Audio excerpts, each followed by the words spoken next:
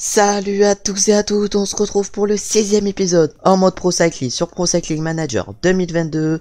Dans cet épisode, qu'est-ce que nous allons faire? Dans cet épisode, on va faire la Classica jaune, je sais pas quoi. Après, on ira faire le Tour du Var, également la classique sur Tardèche et la Valence Drôme classique. On ira également faire le trophée Leguelia. Et pour finir, on fera l'Estrade Bianche, notre première course World Tour. Mais tout d'abord, on va aller faire déjà la classique espagnole, la Sejane. On va essayer de faire un gros résultat avec notre coureur en réalisant pourquoi pas une victoire. On va aller voir d'abord les objectifs du directeur sportif. On retrouve quand même des bons coureurs comme Giulio Ciccone ou encore Jay Hindley sur cette course. On est au départ de cette Classica Jeanne je sais pas quoi et on a comme objectif de travailler en tête de groupe 30 km alors qu'on a un beau plus 4 aujourd'hui.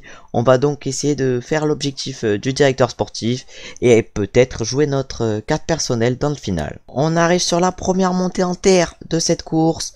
Devant il y a un groupe de 19 coureurs qui s'est échappé, de 20 coureurs. On retrouve notamment Rafal Majka, Iban Sosa ou encore Rigoberto Urán. Va falloir tout donner pour les rattraper, mais le peloton risque de péter dans les différentes montées. Malheureusement, j'ai l'impression que la victoire ne va pas se jouer ici, mais dans l'échappée. On a maintenant 4 minutes 30 de retard. Et devant c'est Limrace qui est attaqué, on va essayer de le suivre. Parce que à 2, je pense qu'on peut peut-être revenir sur le groupe de devant. On a attendu le peloton, mais malheureusement on a perdu de la barre avec cette attaque. Et on n'est plus trop bien. On vient de se faire distancer par le peloton. On ne jouera donc pas la victoire sur cette classique espagnole. On va se retrouver dans le final avec notre coureur. On va aller voir qui c'est qui va s'imposer aujourd'hui. Et c'est Juan Pedro Lopez qui s'impose devant Rafal Majka et Simone Pettei. Lui qui a, je crois bien, réalisé un top 10 sur le Giro et porté le maillot rose quelques jours. Nous on termine 29e avec notre coureur. On va maintenant se retrouver pour la prochaine course. Et je crois bien que c'est la première étape du Tour du Var. Avant de partir sur cette première étape du Tour du Var, on peut voir la start list où figurent notamment Romain Bardet, Giulio Ciccone, Warren Barguil, Luc Plapp, Romain Grégoire, mais ça c'est notre coéquipier, ou encore Michal Kwiatkowski. Une grosse start list aujourd'hui, mais on va quand même essayer de réussir une grosse course, à commencer par cette première étape. On est au départ de ce Tour du Var avec comme objectif de terminer dans le top 10 au classement général final. On a un beau plus 2 sur cette première étape, on va donc essayer d'en profiter. On arrive dans la grosse montée finale de cette étape, ce code de 3ème catégorie, ça s'appelle comment? Le mur de Montarou, avec des assez fort pourcentage, et là ça roule pour la team DSM, sûrement pour Romain Bardet, le français. On a Lorenzo Manzin très bien placé, mais nous pourquoi on a un fort curseur 80? Fallait se mettre en 85, en tout cas le peloton est encore rempli, il y a encore les 124 coureurs qui étaient au départ, pour l'instant aucun lâché dans cette étape. Je pense que là ça va commencer avec cette montée. Mais là, Romain Grégoire très bien placé directement dans la roue Plumeurs. On a également Jacquet qui est très bien placé, le coureur de la Ineos. La Ineos qui est venu en nombre aujourd'hui sur ce Tour du Var avec également Luc Plapp. Mais surtout, on peut voir déjà le plus... Ah ouais, plus 4 pour Jacquet, plus 5 pour Luc Plapp. Ils ont l'air en forme, les coureurs d'Ineos Grenadier, qui est déjà l'équipe favorite sur ce Tour du Var. Il nous reste encore 3 km 500. Et là, ça finit en montée. Cette étape, on n'est plus que 87. Alors que tout à l'heure, on était 124. Ça a pété un peu. On va nous prendre la position aéro et on va également se mettre en mode faufilement. On va voir si on arrive à remonter. On a Romain Grégoire en tête du peloton, notre coéquipier. Est-ce qu'il va pouvoir réussir une grosse étape? Je sais pas. Notre 77 d'Axel, faut qu'il nous serve à quelque chose. Alors que Romain Grégoire a lancé de loin notre coéquipier. Romain Grégoire qui semble très en forme, mais il y a Areruya. Areruya qui est très fort également. Areruya qui va peut-être aller s'imposer. Et nous on est bloqué malheureusement par Sean Quinn. Oh, c'est Areruya qui s'impose. Belle victoire pour lui, pour la Nantes UE surtout. Il s'impose du coup devant Michal Kwiatkowski. Notre coéquipier Romain Grégoire va chercher une belle 3ème place. Et nous on va finir un peu plus loin avec notre coureur. On va finir 12ème sur cette première étape. Une étape plutôt réussie aujourd'hui. On est au départ de cette 2ème étape du Tour du Var. On a un plus 4 aujourd'hui. On a clairement une bonne note pour réaliser de belles choses. Et pourquoi pas aller chercher une victoire d'étape qui serait clairement important pour nous. On est au pied de la dernière côte de seconde catégorie de cette 2ème étape du Tour du Var. Elle s'appelle comment? C'est la côte des Tuilières où il y a 10 points en haut. On va voir si on peut aller chercher les points dans cette côte de seconde catégorie.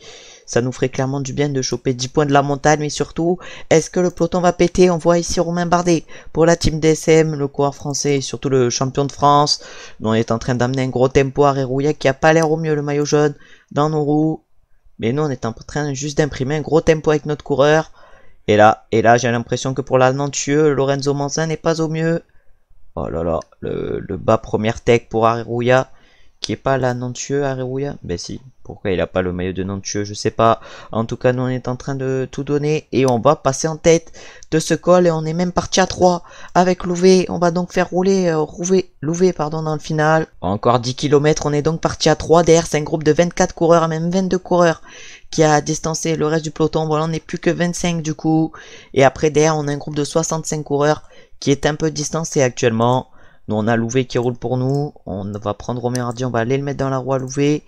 Peut-être replacer Delbov dans notre roue. Mais pour l'instant, c'est Louvet qui imprime le tempo et ça attaque. Ça attaque directement avec Giulio Ciccone, directement suivi par Kevin Genietz.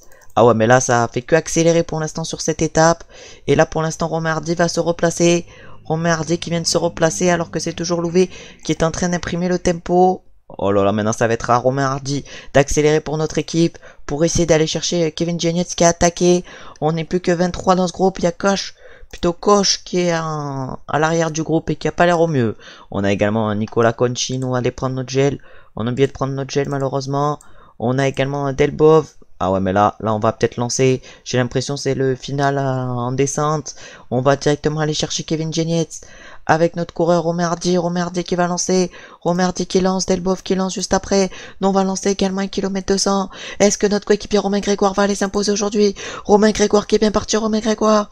Et Romain Grégoire qui était trop fort aujourd'hui. Notre coéquipier qui s'impose devant Matteo Moschetti et Sandy Dujardin.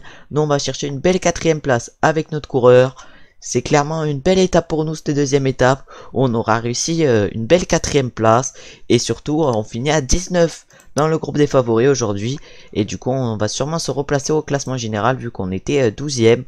On va maintenant se retrouver pour la 3e et dernière étape de ce Tour du Var. On est au départ de cette 3e et dernière étape du Tour du Var avec un beau +3, avec comme objectif toujours de terminer dans le top 10 au classement général final, mais surtout de terminer dans le top 10 au classement de l'étape.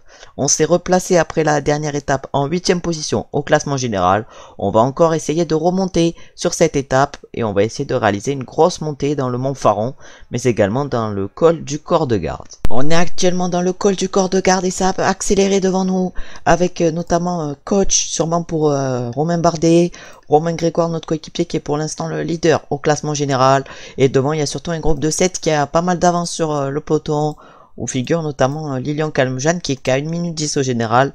On a également Anthony Perez à 1,35 et de la place à 1,35. Mais il va falloir surveiller le groupe de devant parce qu'il y a 1 minute 10. Pour l'instant, ils ont plus d'1 minute 10 d'avance. Ils pourraient limite aller chercher peut-être le classement général à notre coéquipier Romain Grégoire. Il reste encore 6 km. On a pour l'instant 1 minute 20 d'avance. On a eu pour l'instant 1 minute 20 de retard sur l'échappée. Il y a qui figure encore dans l'échappée? Il y a Calmejane, Anthony Perez et Guillaume Boivin. Et nous on va tout donner dans cette côte avec notre coureur encore 4 km 500. La côte va durer assez longtemps alors que devant c'est l'Arkea Samsic qui roule pour leur leader Warren Barguil. Warren Barguil qui est en train d'accélérer malgré son -1 aujourd'hui. On a Louvet pour l'instant qui nous protège et qui arrive à bien nous protéger pour l'instant. On a maintenant 30 secondes de retard sur le groupe de devant. On s'inquiétait pour le maillot jaune de Romain Grégoire, mais on va rattraper l'échappée assez facilement dans ce Mont Faron à plus de 3 km du sommet. Alors que là maintenant c'est la Trek qui roule avec Sean Quinn. C'est même pas la Trek qui roule, c'est Sean Quinn directement. Sean Quinn qui a un beau +5 aujourd'hui, qui a des petites chances d'aller chercher la victoire. On a Luc Plapp directement dans la roue à Sean Quinn. Sean Quinn qui avec son gros tempo, personne n'arrive à le suivre. Nous on est à Effort Curseur 85 depuis tout à l'heure. On vient de prendre le gel évidemment. Jack Haig, le coureur de la Ineos qui est en train d'essayer de faire le forcing pour revenir sur Sean Quinn qui a l'air extrêmement fort. Aujourd'hui on a également Areruya qui fait le forcing. Où est notre coéquipier Romain Grégoire? Romain Grégoire qui est pas placé au mieux. Pour l'instant on est 8ème à 14 secondes. Est-ce qu'on peut faire mieux? On va essayer de sprinter avec notre coureur. On va essayer de sprinter mais on va pas pouvoir aller chercher Sean Quinn qui va s'imposer. C'était le plus fort aujourd'hui avec son beau +5 et Sean Quinn s'impose sur cette 3e étape au Mont Faron. On finit 2e avec notre coureur. Jack Haig réalise une belle 3e place et après il y a un écart pour la 4e place et c'est Rémi Rochas qui va la chercher. Areruya fait 5 et après Romain Grégoire, notre coéquipier, j'ai l'impression qu'il finit encore plus loin. On a également la belle 15e place de Lenny Martinez et notre coéquipier Romain Grégoire finit 17ème. On va maintenant aller voir les podiums de ce Tour du Var. Et du coup sur cette étape c'est Sean Quinn qui s'est imposé avec 11 secondes d'avance sur nous, 19 sur Jack Haig et derrière ça à 34 secondes. Du coup au général on finit 2ème avec notre coureur à 15 secondes de Sean Quinn. Après, au classement du meilleur grimpeur, c'est Nathanas qui la remporte. On réalise une belle deuxième place avec notre coureur. Au classement par points, c'est Sean Quinn qui la remporte devant notre coéquipier Romain Grégoire. Nous, on réalise une belle troisième place. Et au classement des jeunes, c'est Sean Quinn qui s'impose également. On réalise une belle deuxième place. On va voir combien de points nous rapporte ce tour du Var. Sûrement pas mal. Ouais, il nous a rapporté 83 points, c'est vraiment pas mal. On va donc passer au niveau 17. On aura donc accès au Tour de France. On va aller voir, on va mettre notre point de compétence. Et du coup, notre point de compétence, on va le mettre en information pour en apprendre plus des autres coureurs. Et on va maintenant se retrouver pour la Classique Sud Ardèche. On est au départ de cette Classique Sud Ardèche et malheureusement on a un -3 aujourd'hui alors qu'on avait une très bonne forme. Mais par contre on a un objectif de terminer dans le top 30. Un objectif qui est selon moi largement réalisable. On va essayer de le réaliser du coup. Encore 18 km sur cette Classique Sud Ardèche. On va arriver sur la difficulté principale de cette course de côte là qui a l'air assez dure. On a encore 50 secondes de retard sur l'échappée qu'on peut voir là juste devant. Ah oui, mais là, ça accélère bien avec Mirciotti. On a surtout Harper qui accélère. On a Warren Barguil également. On a surtout David Gaudu. Ah ouais, non, mais David Gaudu, ses stats, elles sont clairement insane à Gaudu. Ah ouais, mais il est large mieux que nous, David. Alors que Romain Grégoire qui nous donne des ordres. Mais c'est surtout Charming qui accélère avec Winner Anacona qui est devant. Mais nous, on est en train d'essayer d'imprimer notre tempo. Et c'est Thibaut Pinot qui accélère derrière alors qu'il a Gaudu devant. Je comprends plus rien. Pinot qui avait +4 mais qui est cuit dorénavant. Mais là, devant, c'est qui devant? C'est Guglielmi et Jensen, qu'ils ont fait un écart. On est pour l'instant, nous, dans un groupe de 51 coureurs. On arrive pour l'instant à peu près à tenir le rythme des coureurs devant nous. Encore 5 km, Romain Grégoire qui va sûrement réaliser une grosse performance. Nous, notre objectif c'est top 30, on va essayer de le réaliser parce que je pense pas être capable de faire beaucoup mieux. Et Romain Grégoire qui est en train de suivre encore une fois David Gaudu qui vient de re-attaquer, suivi par Charming et Sean Quinn. Nous on va essayer évidemment de se replacer, on va se mettre en position héros. Faufilement pour ces 4 derniers kilomètres. On va essayer de réaliser une belle position, mais surtout on va espérer que notre coéquipier Romain Grégoire remporte cette course, remporte cette Classique Sud Ardèche. Mais là, mais pourquoi il l'a pas suivi Odé Christian King? On parlait que Romain Grégoire, on espérait qu'il allait remporter cette course, mais ça va sûrement être King qui va la remporter. Et Odé Christian King qui va s'envoler vers la victoire. Belle victoire pour lui. Odé Christian King qui s'impose. Et Romain Grégoire, notre coéquipier, finit deuxième alors qu'il avait largement les jambes pour s'imposer. Nous malheureusement on va finir 18ème, on réalise donc l'objectif de terminer dans le top 30. On va maintenant se retrouver pour la prochaine course. Allez, on est au départ du nouvel classique, on est au départ de la Valence Drôme classique. Et on a malheureusement pour nous un -5. Non mais qu'est-ce que vous voulez qu'on fasse avec un -5? Mais on doit terminer en plus dans le top 30 avec un -5. On est en bonne forme mais on a des notes catastrophiques. On va quand même essayer de réaliser un top 30, ce qui est l'objectif du directeur sportif. Avec mon coureur, il reste encore 50 km de l'arrivée. On arrive dans les premières difficultés de cette Valence Drôme classique. Bon, avec notre coureur, on est maintenant dans un groupe de 32. On vient de lâcher un groupe de 51 derrière nous. Ah non, maintenant on est encore 83, mais les coureurs derrière nous ont pas l'air au mieux. Nous, on est en train d'essayer de le suivre le rythme, emmené par Anthony Perez pour la Cofidis. Est-ce qu'on va réussir à rattraper l'échappée? Sûrement. Mais là, on est dans la difficulté la plus grosse de cette Valence Drôme classique. Ou de cette Classique Sud Ardèche, non, de cette Valence Drôme classique, alors que Levaux est en train de nous protéger devant avec son beau +4, mais là c'est Rémi Rochas qui imprime le tempo. Quel est son leader? Son leader doit être, non, ça doit être Michael Storer, le leader de Rémi Rochas, alors que là c'est Swearbull maintenant qui accélère. Encore pour Sean Quinn, lui qui a remporté la 3ème étape du Tour du Var devant nous, et là David Gaudu qui est bien placé, non c'est David Gaudu plutôt son leader. David Gaudu qui a -3, il est en même position que nous, qui avons -5 aujourd'hui.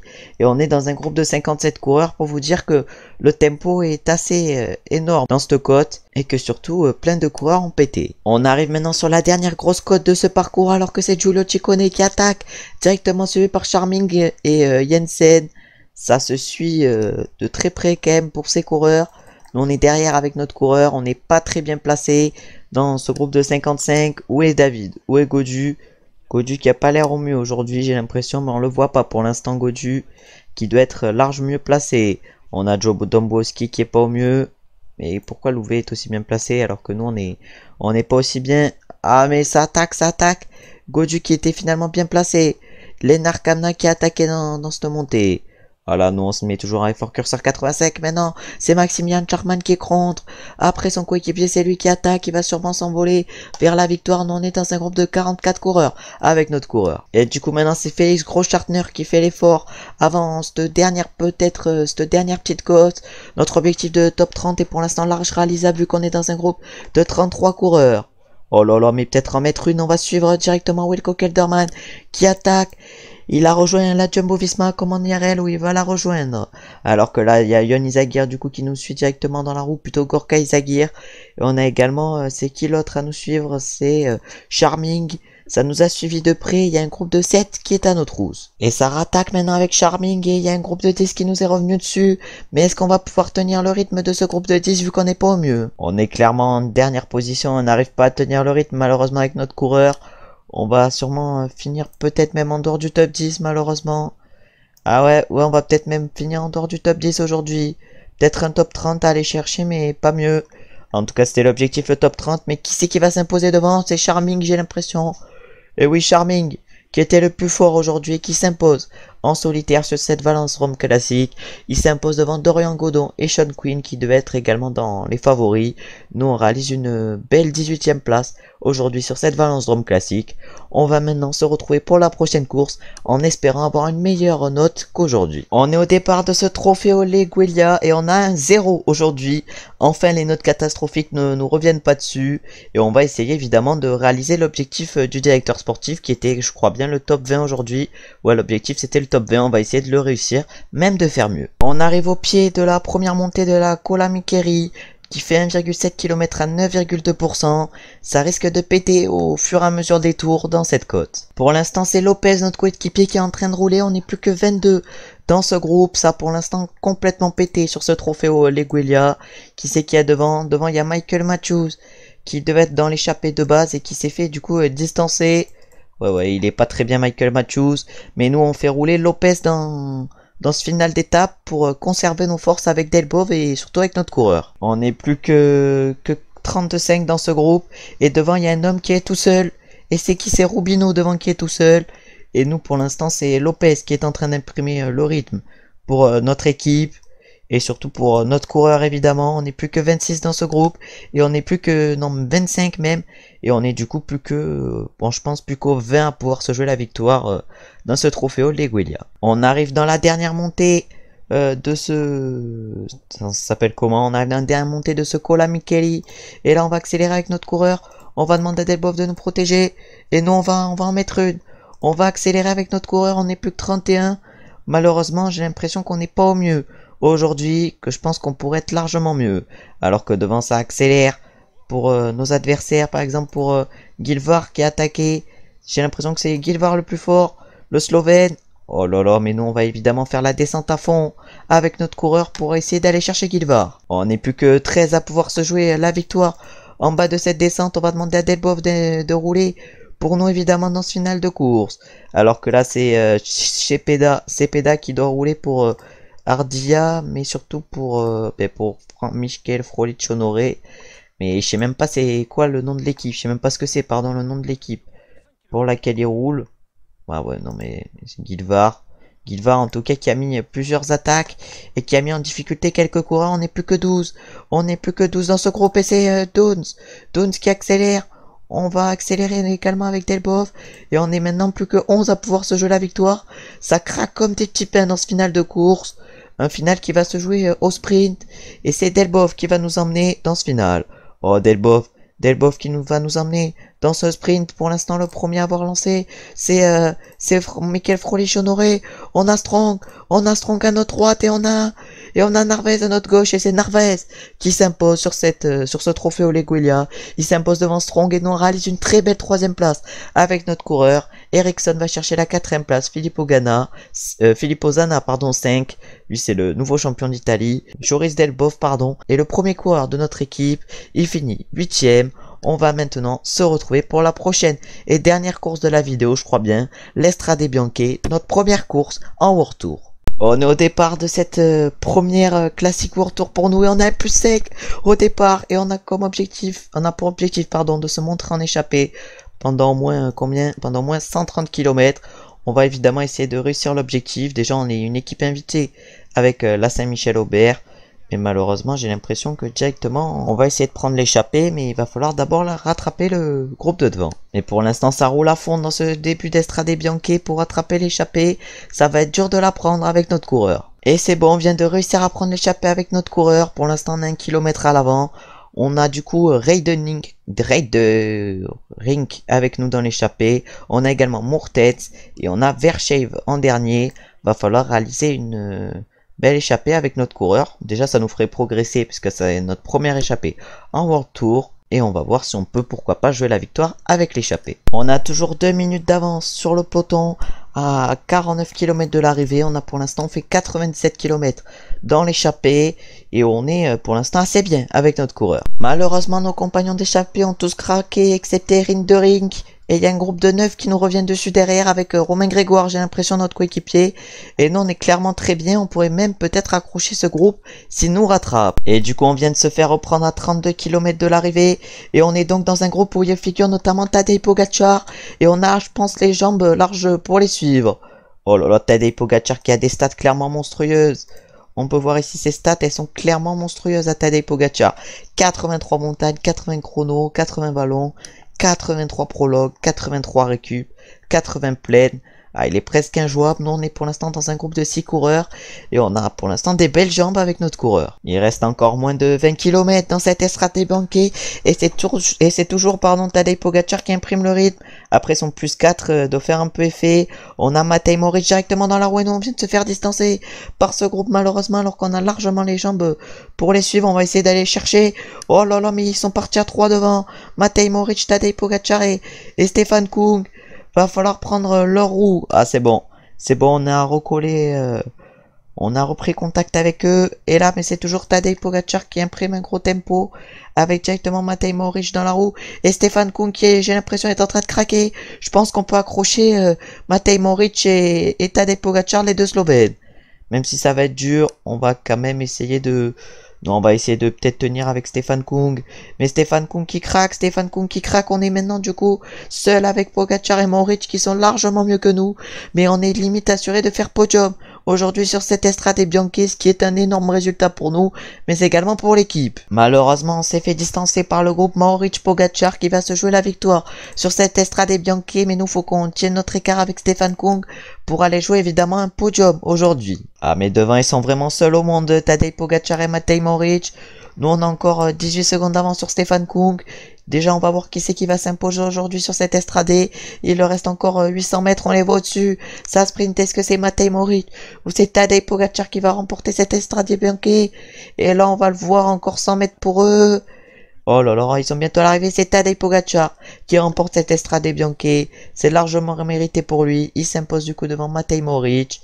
Largement mérité pour Tadej Pogacar qui aura roulé... tout au long de cette Estrade Bianche, et nous on réalise un énorme podium sur cette Estrade Bianche avec cette 3e place. Ça risque de nous rapporter pas mal de points. On va se retrouver pour les podiums de cette Estrade. Et du coup, on peut voir les podiums de cette Estrade Bianche. Pogacar qui s'est imposé au sprint devant Matej Moric. Nous, on a fini 3e avec notre plus 5 qui nous a pas mal aidé. On peut voir que Julien Alaphilippe, il est 2e français, il est 6e. Et au classement par équipe, c'est du coup la Bahreïn Victorieuse qui s'est imposée. Et nous, avec la Saint-Michel, on a quand même réussi une belle 2e place au classement par équipe sur cette Estrade Bianche. On va maintenant aller voir combien de points nous rapporte cette course. Et cette course déjà nous rapporte 140 points, vu qu'on a réalisé premier top 3 en World Tour, premier top 5, premier top 10. Et première course terminée également en World Tour. Et on remporte que 28 points alors qu'on a fait une 3e place sur l'Estrade. C'est n'importe quoi. Et on passe donc au niveau 18. Avant de terminer la vidéo, on aura donc un point de compétence en plus. Le point de compétence, on va le mettre en information. Comme ça, on aura mieux les stats de tous les coureurs. En tout cas, merci d'avoir regardé la vidéo. On a très bien fini avec ce podium sur l'Estrade. N'hésitez pas à liker, commenter, vous abonner si la vidéo vous a plu. Et ça fait évidemment avancer la chaîne. On se retrouve très bientôt pour un nouvel épisode en mode pro cycliste. On va essayer de progresser avec notre coureur pour remporter les plus belles courses du monde. Ciao, ciao, ciao.